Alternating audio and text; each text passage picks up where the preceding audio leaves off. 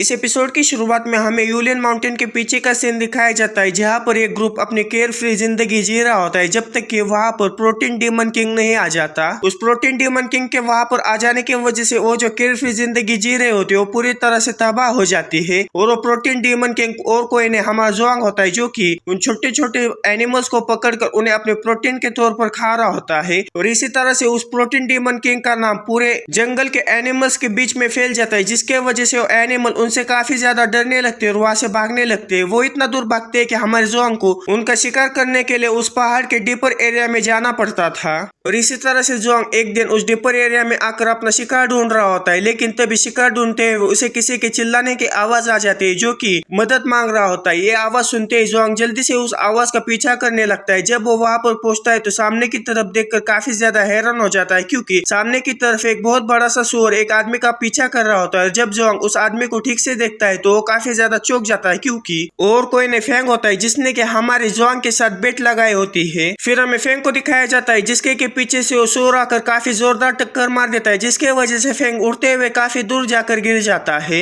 Feng को इतने बुरी तरह से उस सूअर से पिटता हुआ देखकर जोंग काफी ज्यादा हैरान हो जाता है और कहता है कि ये तो सीनियर है, लेकिन ये एक जंगली सूअर को भी नहीं हरा सकता। फिर हमें फेंग को दिखाया जाता है, जिसकी हालत काफी ज्यादा खराब हो चुकी होती है, लेकिन वो किसी तरह से अपने आप को संभाल कर खड़ा कर ही लेता है। लेकिन तभी उसकी नजर हमारे जोंग के ऊपर पड़ जाती है। हमारे जोंग को देखने के बाद फेंग जल्दी से उससे मदद मांगने की कोशिश करने लगता है, लेकिन तभी वो रुक जाता है और अपने मन में कहता है कि पिछली बार मैंने जोंग को काफी ज्यादा परेशान किया था, क्या वो मेरी मदद करेगा। फेंग ये सब सोच ही रहा होता है कि तभी वो जंगली सूअर काफी तेजी के साथ आकर फिर से फेंग के ऊपर हमला कर देता है, जिसे देखने के बाद जोंग एक अजीब सा चेहरा बनाते हुए कहता है कि उन दोनों की टक्कर कितनी भयानक थी। फिर जोंग कहता है कि क्या मुझे उसकी मदद करनी चाहिए थी। कुछ दिनों पहले मैं उसे एक सबक सिखाना चाहता था, लेकिन जो कि वो मेरा फेलो डिसाइपल है, इसीलिए मैं उसे मरता हुआ नहीं देख सकता। जोंग ये सब कह रहा होता है कि तभी सिस्टम हमारे जोंग को एक टास्क देता है, जो कि हमारे फेंग को रेस्क्यू करने का होता है। अगर उसने उस टास्क को एक्सेप्ट किया तो उसे 100 ट्रेनिंग पॉइंट्स दिए जाएंगे। अगर उसने टास्क रिजेक्ट कर दिया तो उसे एक हाई क्वालिटी का स्पोर्ट्स वेयर दिया जाएगा।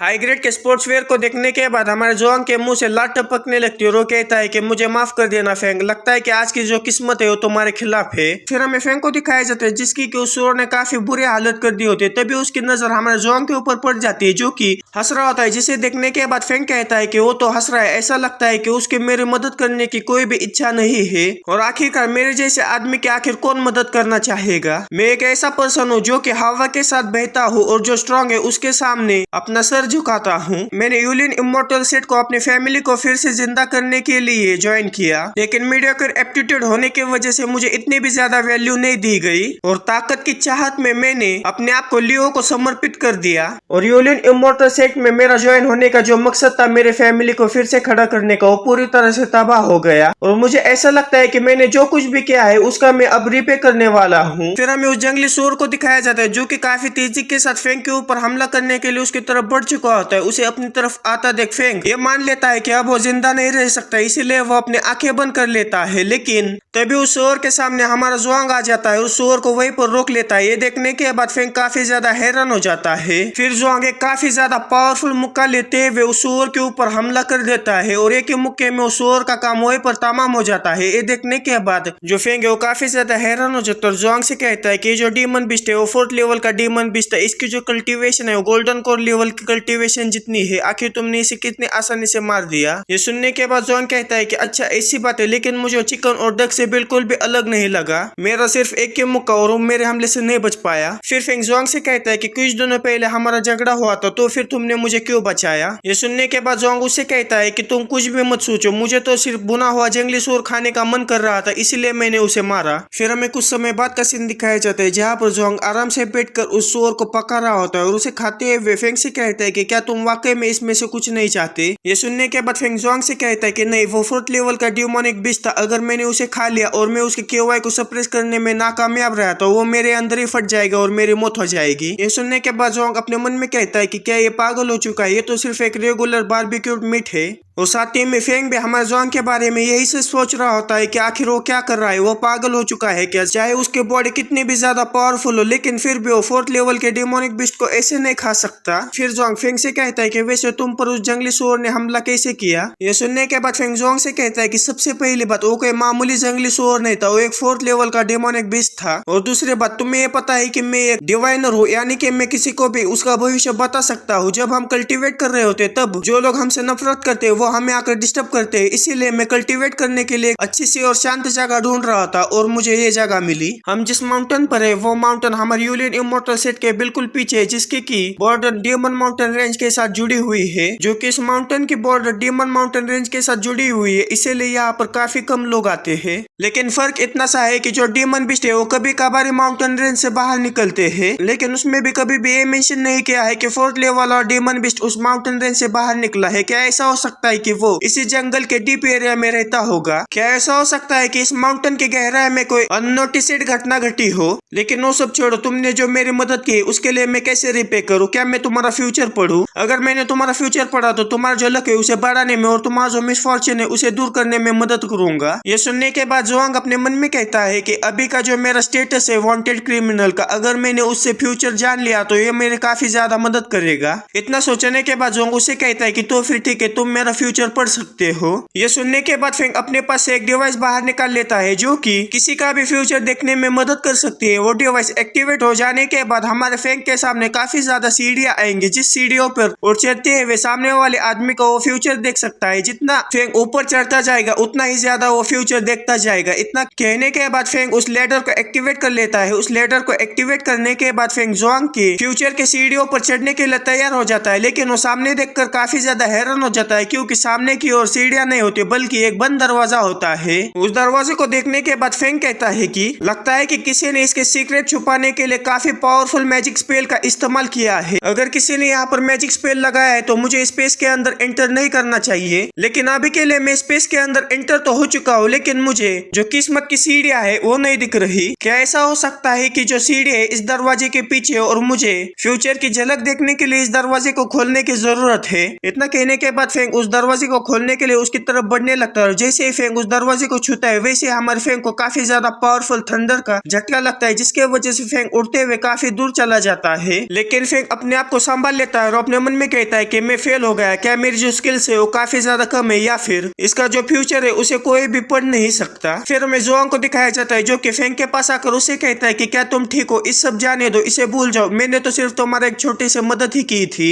ये सुनने के बाद फेंग जोंग से कहता है कि नहीं नहीं, मुझे दूसरों का एहसान मानना बिल्कुल भी पसंद नहीं है। मैं तुम्हारा फॉर्चून तो नहीं पढ़ सकता, लेकिन तुम्हारी जो बदनामी हो रही है उसे तो रोक सकता हूँ और तुम्हारा जो नाम है उसे क्लियर कर सकता हूँ। फेंग को ये सब कहता देख जोंग कुछ भी समझ नहीं पाता। फिर फेंग जोंग से कहता है कि कुछ दिनों पहले हमारे बीच में जो बेट लगी थी वहाँ पर जो सेलर ने ओरिजिन क्रिस्टल सोर्स वहाँ पर रखा था वो सब लियो चेंग ने सेटअप करके रखा था, और वो जो मर्चेंट था वो लियो का फैमिली सर्वेंट था। और जिस ओरिजिन क्रिस्टल सोर्स को मैंने चुना था उसे पहले ही मुझे चुनने के लिए कहा गया था, लेकिन हमने कभी भी एक्सपेक्ट नहीं किया था कि वहाँ पर एक हायर ग्रेड का क्रिस्टल सोर्स छुपा होगा। और उस हायर ग्रेड के क्रिस्टल सोर्स को तुमने चुना, इसीलिए तुम्हें बदनाम करने के लिए उस हायर ग्रेड के क्रिस्टल सोर्स को वापस पाने के लिए लियो ने फिक्स स्पिरिट स्टोन का इस्तेमाल करते हुए तुम्हें बदनाम करने की कोशिश की। ये सुनने के बाद जोंग काफी ज्यादा गुस्सा हो जाता है, कहता है कि मुझे पता था कुछ न कुछ गड़बड़ है। मैं आर्टिकल में लियो चेंग के बारे में सब कुछ लिखकर उसे एक्सपोज करूंगा और तुम्हारा जो नाम है उसे पूरी तरह से क्लियर कर दूंगा। ये सुनने के बाद जोंग फेंग से कहता है कि लेकिन तुम तो लियो चेंग के सबऑर्डिनेट हो, अगर तुमने ऐसा किया तो तुम्हारे लिए काफी बुरी बात होगी।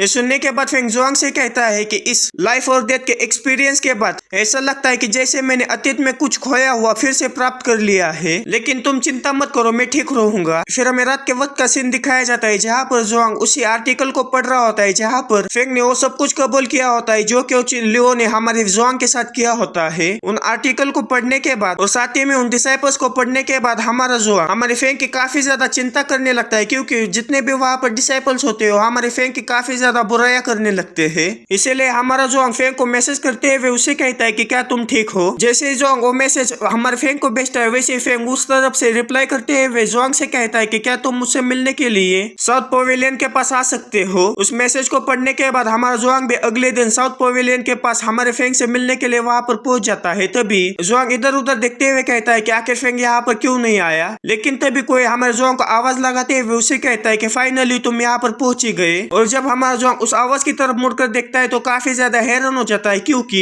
लियो ने हमारे फेंग को पकड़कर वहाँ पर रस्सी से लटका दिया होता है और वो मैसेज करने वाला फेंग नहीं बल्कि लियो होता है। फिर लियो हमारे जोंग से कहता है कि जल्दी से यहाँ पर आ जाओ, मुझे तुमसे कुछ बात करनी है। और हमें फेंग को दिखाया जाता है जिसके के लियो ने मार मार कर काफी बुरी हालत कर दी होती है। हमारे फेंग की इतनी बुरी हालत देखने के बाद जोंग काफी ज्यादा गुस्सा हो जाता है और लियो से कहता है कि क्या तुम लोग हो जिसने की इसे मारा है। ये सुनने के बाद लियो जोंग से कहता है कि ये सब मुझे धोखा देने के कोइंसिडेंस है। ये सुनने के बाद जोंग लियो से कहता है कि हम लोग एक ही सीख से आते हैं कि ये नेसेसरी है कि तुम इसे खत्म करने के लिए इतना ब्रूटली तरीका आजमाओ। ये सुनने के बाद लियो जोर जोर से हंसने लगता है और हंसते हुए कहता है कि क्या एक ही सीख से तुम कितने भोले हो। ये सुनने के बाद जोंग लियो से कहता है कि अच्छा अगर तुम ऐसा ही चाहते हो तो फिर ठीक है। इतना कहने के बाद जोंग उनके साथ लड़ने के लिए तैयार हो जाता है और उनकी तरफ बढ़ने लगता है। ये देखने के बाद लियो उसे रोकते हुए उसे कहता है कि वहीं पर रुक जाओ, अगर तुम आगे बढ़े तो मैं इस फेंग को मार दूंगा। इतना कहने के बाद लियो अपनी कुछ एनर्जी से बने हुए नुकीले चीजों को फेंग के चेहरे के पास लेकर जाता है। लियो के ऐसा करता देख जोंग वहीं पर रुक जाता है। फिर लियो जोंग से कहता है कि अगर तुम मेरे सामने घुटनों पर नहीं बैठते तो मैं इसे मार डालूंगा। ये सुनने के बाद जोंग कहता है कि सच में हर एक दुनिया में जो विलन्स होते हैं वो एक जैसे ही होते हैं। इतना कहने के बाद जोंग पलक झपकते ही फेंग के पास जाकर उसे उससे रस्सी से छुड़ा लेता है। ये देखने के बाद लियो भी काफी ज्यादा हैरान हो जाता है और वो कुछ समझ नहीं पाता। फिर जोंग फेंग को नीचे रखते हुए काफी डरावने अंदाज में लियो से कहता है कि मैंने कहा कि अब हिसाब बराबर करने का समय आ चुका है। लेकिन लियो को अभी भी ये समझ में नहीं आ रहा होता है कि आखिर जोंग इतनी तेजी के साथ वहां पर जाकर उसने फेंग को कैसे छुड़ाया। फिर लियो जोंग से कहता है कि अच्छा तो तुम्हारे जो फुटवर्क है वो काफी ज्यादा अमेजिंग है और यही तुम्हें एरोगेंट और कॉन्फिडेंट बनाता है। इतना कहने के बाद लियो अपने आदमियों को जोंग के ऊपर हमला करने के लिए उसकी तरफ भेज देता है। जैसे वो आदमी लोग जोंग के करीब पहुंचते हैं वैसे ही जोंग काफी तेजी के साथ उनके ऊपर हमला करता है, जिसे कि हम और लियो नहीं देख पाते। जोंग को इतनी तेजी के साथ अपने आदमियों को पिटता हुआ देखकर लियो काफी ज्यादा हैरान हो जाता है। फिर लियो कहता है कि पहले जब मुझे उसकी हरकतें समझ नहीं आती थी तो मुझे लगता था कि मैं लापरवाह हूँ, लेकिन मैं अपने पूरे फोकस के साथ भी उसे देखने की कोशिश करूँ तब भी मैं उसे नहीं देख पाता। इतना कहने के बाद लियो अपने बिग डिपर स्वॉर्ड को बाहर निकाल लेता है, जो कि एक हेवन लेवल का वेपन होता है। उस तलवार को बाहर निकालने की वजह से जो लियो की पावर है और भी ज्यादा बढ़ जाती है, क्योंकि लियो पहले से लेस्ट स्टेज ऑफ गोल्डन कोर रेलम पर होता है। जब लियो अपने घमंड में होता है कि ये फ्रेशर अब मुझे नहीं हरा सकता, तभी जोंग काफी तेजी के साथ लियो के ऊपर हमला करने के लिए उसकी तरफ बढ़ चुका होता है। और जोंग को इतनी तेजी के साथ अपने ऊपर हमला करता देख लियो भी काफी ज्यादा हैरान हो चुका होता है। इसीलिए वो जल्दी से अपनी तलवार को सामने लाते हुए जोंग के हमले से बचने की कोशिश करने लगता है। लेकिन जब जोंग का हमला उस तलवार के ऊपर लगता है तो हम सब लोगों को ऐसा लगने लगता है कि जो तलवार है वो टूट जाएगी, लेकिन उस तलवार से हमारे जोंग को एक घाव हो जाता है। उस तलवार को अपने आप को इंजर्ड करता देख जोंग भी काफी ज्यादा हैरान हो जाता है। इसीलिए वो 2 कदम पीछे हट जाता है और कहता है कि मैं इसके ऊपर भरोसा नहीं कर सकता कि उस तलवार ने मुझे इंजर्ड कर दिया। ऐसा लगता है कि वो तलवार एक्स्ट्राऑर्डिनरी है। और जोंग को 2 कदम पीछे हटता देख लियो काफी ज्यादा खुश हो जाता है और हंसते हुए उसे कहता है कि क्या तुमने मेरी हेवनली स्वॉर्ड के पावर का मजा चखा। इतना कहने के बाद लियो अपने किसी टेक्निक का इस्तेमाल करते हुए काफी सारी एनर्जी की तलवारें बनाकर उसे जोंग के ऊपर हमला कर देता है। और हैरानी की यह बात होती है कि जो लियो ने जोंग के ऊपर हमला कर दिया होता है, उस हमले से हमारा जोंग भी काफी ज्यादा इंजर्ड हो जाता है। अब जोंग को भी ये समझ में आता है कि उसके तलवार के साथ मैं अब कॉम्पीट नहीं कर सकता, इसीलिए वो लियो से कहता है कि जो कि तुमने अपना वेपन बाहर निकाला है इसीलिए मैं भी अपना वेपन बाहर निकालूंगा। इतना कहने के बाद वो अपने एक्सरसाइज करने का डंबल बाहर निकाल लेता है और जब लियो अपनी तलवार के साथ हमारे जोंग के ऊपर हमला करता है तभी जोंग अपने डंबल के साथ उस तलवार के ऊपर हमला कर देता है, जिसकी वजह से वो तलवार वहीं पर मुड़कर नीचे गिर जाती है। ये देखने के बाद जो लियो है उसके गोटे मुंह में आ जाते हैं और लियो हमारे जोंग के वेपन को देखते हुए कहता है कि आखिर उस वेपन की लेवल क्या है, आखिर वो किस तरह का वेपन है, मैंने इसके जैसा वियर्ड वेपन कभी भी नहीं देखा। वो इसके आगे कुछ कह ही पाता तभी जोंग काफी तेजी के साथ आकर लियो के ऊपर हमला करते हुए उसे घसीटते हुए पीछे लेकर जाने लगता है। अब अपने आप को पिटता हुआ देखकर लियो जोंग के सामने गिड़गिड़ाने लगता है और उसे कहता है कि प्लीज मुझे जिंदा छोड़ दो, मैं गलत था, मैं तुम्हें कंपनसेट जरूर करूंगा। लेकिन जोंग लियो के किसी भी बात पर ध्यान न देते हुए उसे एक चाटा मारता है। चाटा खाने के बावजूद जो लियो है वो अभी भी नहीं सुधरता और उसे कहता है कि तुम गड़बड़ मत करो, तुम्हें पता है कि मैं तियानजिन क्लास का एक सीनियर हूँ और तुम्हें इसके कॉन्शियसनेस को भुगतना होगा, मेरे काफी ज्यादा कनेक्शंस है। ये सुनने के बाद जोंग और भी ज्यादा गुस्सा हो जाता है और उसे कहता है कि तुम तो कुछ ज्यादा ही बोलते हो। इतना कहने के बाद जोंग उसे काफी बुरी तरह से पीटने लगता है और उसे पीट पीट कर सुझा देता है। लेकिन तभी वहां पर कोई आ जाता है और हमारे जोंग के ऊपर प्रेशर बनाते हुए उसे कहता है कि किसी के कुत्ते को पीटने से पहले तुम्हें ये सोचना होगा कि आखिर मालिक कौन है। लेकिन तुम एक फ्रेशमैन होने के बावजूद तुम्हारे अंदर काफी ज्यादा कॉन्फिडेंस है। उस प्रेशर प्रेशर को महसूस करने के बाद जोंग भी अपने मन में कहता है कि कितना ज्यादा पावरफुल प्रेशर है। जोंग ये सब कह रहा होता है, तभी उसके सामने एक आदमी अपने बंदों के साथ एंट्री ले लेता है। वो आदमी वहाँ पर आने के बाद जोंग से कहता है कि हालांकि वो लियो हमारे तियानजिन क्लास का एक कुत्ता है, लेकिन तुम कुछ ज्यादा ही उसे ह्यूमिलेट कर रहे हो। उसे ह्यूमिलेट करना यानी कि तियानजिन क्लास के चेहरे के ऊपर तमाचा मारना जैसा है। एक फ्रेशमैन होने के बावजूद तुम कुछ ज्यादा ही घमंडी हो। उस आदमी को देखने के बाद लियो उसे सीनियर कहकर पुकारता है। ये सुनने के बाद जोंग उससे कहता है कि आखिर तुम कौन हो। ये सुनते ही उस आदमी के बाजू वाला एक आदमी जोंग से कहता है कि क्या तुम्हें नहीं पता कि आखिर तुम किससे बात कर रहे हो। यह हमारे तियानजिन क्लास के प्रेसिडेंट है और साथ ही में जो लियो फैमिली है उसके यंग मास्टर लियो जोंगजिंग है। फिर लियो उसके आदमियों से कहता है कि जो तियानजिन क्लास की प्रेस्टिजियस है उसे कभी भी चैलेंज नहीं करना चाहिए, जाओ जल्दी से उसे पीटो। ये सुनते ही जो लियो के आदमी है वो अपने वेपन निकाल कर जोंग के ऊपर हमला करने के लिए उसकी तरफ बढ़ जाते हैं। उन लोगों को अपने ऊपर हमला करता देख जोंग उनसे कहता है कि तुम लोग कितने ज्यादा शेमलेस हो, तुम ना ही ग्रुप में अटैक कर रहे हो और साथ ही में अपने वेपन का भी इस्तेमाल कर रहे हो। अगर ऐसी ही बात है तो मेरे पास भी एक वेपन है। इतना कहने के बाद जोंग लियो को उठाकर लियो से उन लोगों के ऊपर हमला करना शुरू कर देता है। लियो को वेपन बनाने से लियो को भी काफी ज्यादा चोटें लगती है और साथ ही में जो सामने वाले लोग हैं उन्हें भी काफी ज्यादा चोटें लगने लगती है। अपने आदमियों को इतनी बुरी तरह से हारता हुआ देखकर लियो बीच में आते हुए लियो के ऊपर हमला करके उसे जोंग के हाथों से छुड़वा देता है। ये देखने के बाद जोंग काफी ज्यादा हैरान हो जाता है और काफी तेजी के साथ लियो के ऊपर हमला करने के लिए उसकी तरफ बढ़ जाता है, लेकिन लियो जोंग के हमले को काफी आसानी से ब्लॉक कर देता है। ये देखने के बाद जोंग भी काफी ज्यादा हैरान हो जाता है। हमारे जोंग के हमले को रोकने के बाद जो लियो है वो मुस्कुराते हुए अपने वेपन को बाहर निकाल लेता है, जिसके वजह से वेपन जैसे बाहर निकलता है वैसे हमारे जोंग के ऊपर हमला करता है और हमारे जोंग को चोट भी लगती है। इतनी आसानी से अपने हमले को रोकता हुआ देखकर जोंग काफी ज्यादा हैरान हो चुका होता है, इसीलिए वो अपने मन में कहता है कि वो अपने वेपन को छुए बिना ही वो अकेला ही मुझे हर्ट कर सकता है। इसलिए जोंग उससे बचने के लिए 2 कदम पीछे हट जाता है। उसे 2 कदम पीछे हटता हुआ देखकर लियो मुस्कुराते हुए उससे कहता है कि इतना बुरा भी नहीं था, मैंने तुम्हारे ऊपर जो हमला किया है उससे तुम्हारी गर्दन उड़नी चाहिए, लेकिन तुमने काफी आसानी से उसे डॉज किया। ये सुनने के बाद जोंग लियो से कहता है कि आखिर तुम्हारा कल्टीवेशन स्टेज क्या है। लियो में आप कंफ्यूज ना हो, इसलिए मैं लियो को अब से सॉन्ग कहकर पुकारूंगा। ये सुनते ही सॉन्ग मुस्कुराते हुए जोंग से कहता है कि मैं अभी नॉनसेंसुअल स्टेज पर हूँ। ये सुनते हमारे जोंग के सामने उसका सिस्टम का विंडो अपीयर हो जाता है और सिस्टम उसे कहता है कि हमारे होस्ट को सामने वाले आदमी से खतरा है, इसलिए आप उसके सामने सरेंडर करना चाहेंगे या फिर उससे लड़ना चाहेंगे, आग के बदले आग। ये पढ़ने के बाद जोंग मुस्कुराते हुए सिस्टम से कहता है कि और कुछ बताने की जरूरत नहीं है। तभी हमें सॉन्ग को दिखाया जाता है जो कि अपने ड्रैगन कैप्चरिंग हैंड का इस्तेमाल करते हुए हमारे जोंग को पत्थर से बने हुए पंजे में जकड़ लेता है। हमारे जोंग को पकड़ने के बाद जोंग उसे अपनी तरफ खींच लेता है। जोंग को अपनी तरफ खींचने के बाद जोंग एक अजीब सा चेहरा बनाते हुए उसे कहता है कि मैंने तुम्हें उल्लू बनाया। इतना कहने के बाद जोंग उस पंजे को तोड़ते हुए सॉन्ग के ऊपर एक मुक्का मार देता है, जिसके वजह से सॉन्ग खिसकते हुए पीछे चला जाता है। सॉन्ग को मुक्का मारने के बाद जोंग कहता है कि जो कि तुम मुझे यहाँ पर मारने के लिए आए हो, इसलिए मैं भी तुमसे फाइट करने से पीछे नहीं हटूंगा। लेकिन हमारे जोंग के मुक्के का लियो के ऊपर घंटा भी फर्क नहीं पड़ता और वो मुस्कुराते हुए जोंग से कहता है कि तुमने अभी जो मुझे पंच मारा वो काफी अच्छा था, लेकिन उतना मेरे लिए काफी नहीं है। उसे इतने आसानी से खड़ा होता हुआ देखकर जोंग काफी ज्यादा हैरान हो जाता और कहता है कि मैंने क्लियरली देखा कि मैंने उसे एक मुक्का मारा है, लेकिन उसे चोटें क्यों नहीं लगी। तभी वो काफी ज्यादा हैरान हो जाता और कहता है कि क्या वो भी एक फिजिकल प्रैक्टिशनर है। फिर सॉन्ग हमारे जोंग से कहता है कि मैं तुम्हारी स्ट्रेंथ को एडमायर करता हूँ, इसलिए मैं तुम्हें 2 चॉइसेस देता हूँ। पहले तुम मेरे सामने सबमिट करो और मेरा राइट हैंड बनो, और दूसरी तुमने अगर मेरी पहली शर्त को नहीं माना तो मैं तुम्हें यहीं पर मार दूंगा। ये सुनते हैं हमारे सिस्टम के अंदर एक मिशन ट्रिगर होता है, लेकिन जोंग उस सिस्टम को बाजू हटाते हुए उसे कहता है कि जल्दी से मेरे रास्ते से हट जाओ। मैं अब काफी ज्यादा एक्साइटेड हूँ क्योंकि अभी तक कोई ऐसी सिचुएशन नहीं बनी जहाँ पर मैं अपनी पूरी स्ट्रेंथ का इस्तेमाल कर पाऊँ। ये सुनने के बाद जोंग कुछ समझ नहीं पाता। फिर जोंग मुस्कुराते हुए उससे कहता है कि तो फिर मुझे ये बताओ कि आखिर तुम मुझसे कितने मुक्के खा सकते हो। ये सुनने के बाद जोंग काफी ज्यादा हैरान हो जाता है, लेकिन वो उससे आगे कुछ कह ही पाता। तभी जोंग काफी तेजी के साथ जोंग के ऊपर हमला करने के लिए उसकी तरफ बढ़ चुका होता है। फिर हमें फेंग को दिखाया जाता है जो कि बेहोशी से जाग जाता है। जब वो अपनी आंखें खोलकर सामने की तरफ देखता है तो वहाँ पर नीचे सूजा हुआ लियो पड़ा होता है, जिसे देखने के बाद फेंग काफी ज्यादा डर जाता है और कहता है कि मम्मी रे ये तो भूत है। लेकिन फेंग जब उसे गौर से देखता है तो उसे पता चल जाता है कि लियो है। तभी उसे पीछे की ओर से किसी के लड़ाई करने की आवाज आ जाती है, लेकिन जब वो पीछे की तरफ मुड़कर देखता है तो वहाँ पर उसे जवान दिखता है, जिसे देखने के बाद वो कहता है कि क्या इसने मुझे फिर से बचाया। लेकिन वो सामने वाला आदमी कौन है जिसके साथ जवान लड़ने वाला है। जब वो गौर से उस आदमी की तरफ देखता है तो काफी ज्यादा हैरान हो जाता है, क्योंकि वो सॉन्ग होता है जो कि